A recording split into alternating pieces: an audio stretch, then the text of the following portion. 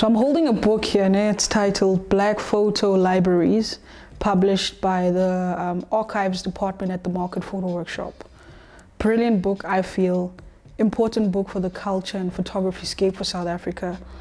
So the idea behind the book was to engage veteran photographers about their careers during the time of the struggle and so forth, and to just engage them on what that time was like landscape-wise for photography and photographers in South Africa. Published by Market Photo Workshop at the Archives Department. Book doesn't have any images on. There are no images featured, it's just writings. Writings, which is beautiful. Dope cover. Put together by Rendani. Sesi Hani is what you guys would know her by.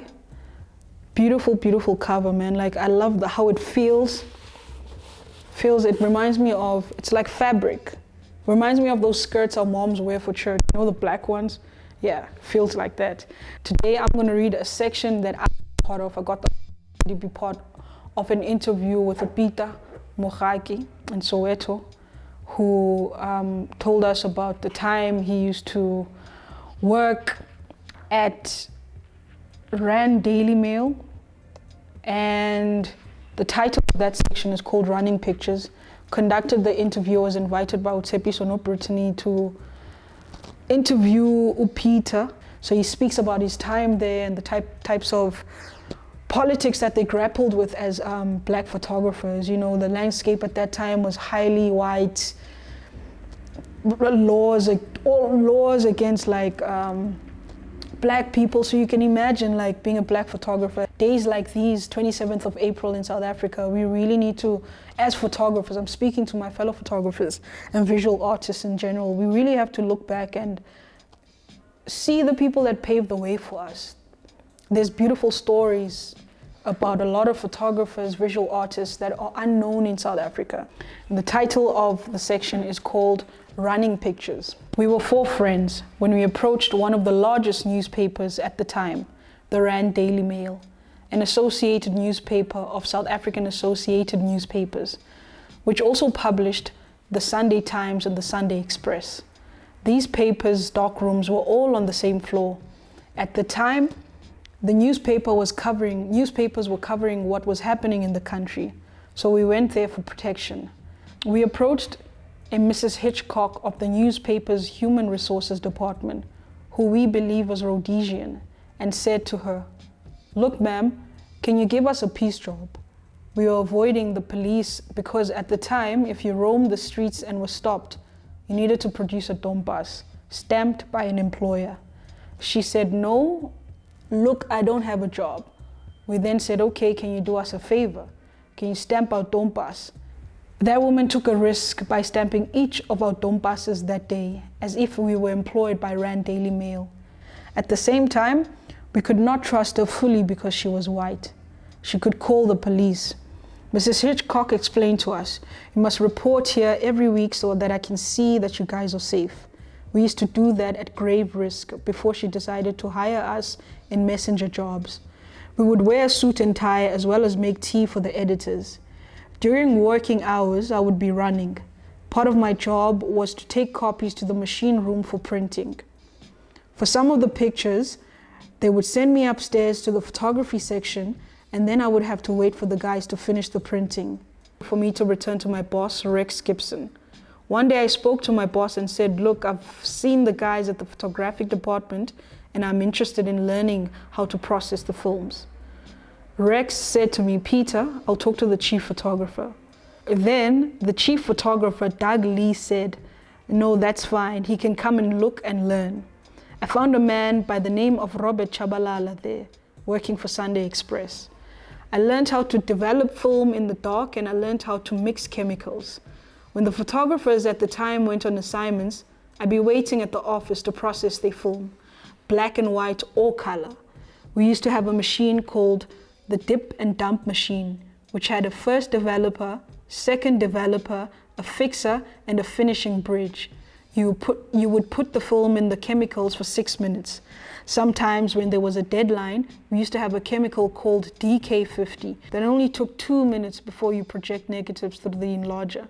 and you could print it wet because of newsroom deadlines. That is how I fell in love with photography. I came up through a line of photographers. When I was a messenger, I would look at senior guys like Alf Kumalo and Peter Moraki with cameras hanging from their shoulders, with Mike Mzileni, who was the darkroom technician at the Sunday Times, and Robert Chabalala at the Sunday Express, as well as Ralph Ndao. I took over from Robert in the darkroom when he became photographer at the Rand Daily Mail. From them, I learned a great deal, at times printing their images even for exhibitions. I used to love photographing boxing and politics, but because they hired you to photograph, they owned the copyright. Sometimes we used to shoot 2 rolls of film, give them one, then keep one. Or we would cut the negative 6x6 and then put them within envelopes. I still have some of my images in those envelopes in a filing system with the dates and details. We left many of our pictures there, including my picture of the Boipatong massacre. That is the sad thing about photography. You lose out. I joined the Star in 1987 as a photographer and found Herbert Mabuza, Jude Ngwenya, and Alf Kumalo there. My chief photographer, Sorel van der Merwe, was an Afrikaner and racism was still there. My first assignment was an accident. He said to me, "Go there and don't come back without a picture." When we arrived on the other side of the road, I jumped out of the car to the scene of the accident and was confronted by 2 Afrikaner men.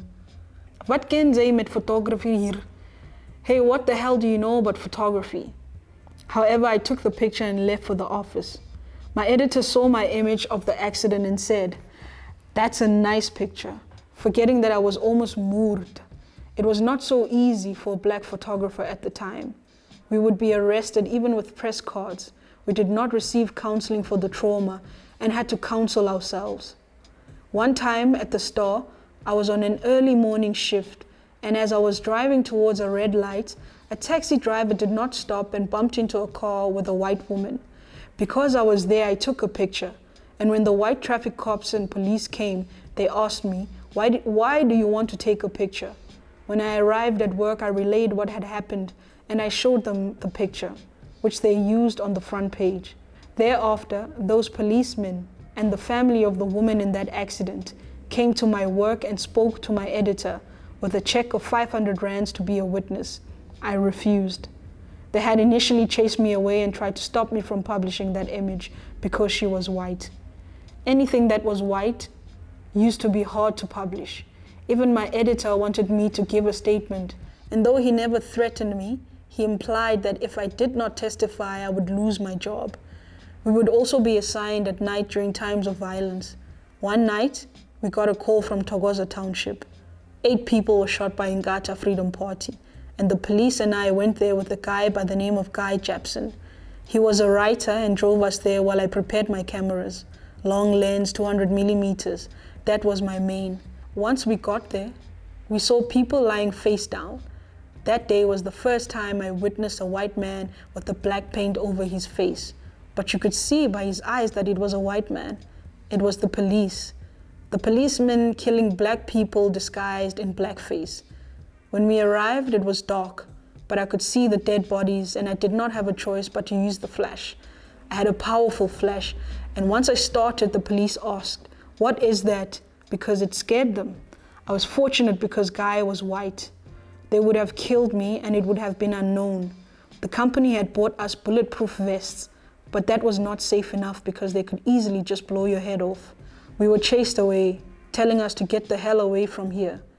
Guy was shaking so much I had to push him and get him into the car before we sped out of that place. Nevertheless, we had the pictures and we ran them for the next morning. Peter Moraki.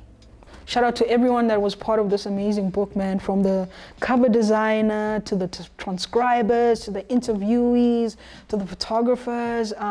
There's a section about South African jazz photography if you'd like to find out more about that. I know there's a lot of people documenting the jazz scene, like Tshepiso, who's also part of TAVE. So do best, man, and try and get a hold of this book if you can afford, or if you know someone who has a copy like me. It's important that we find out.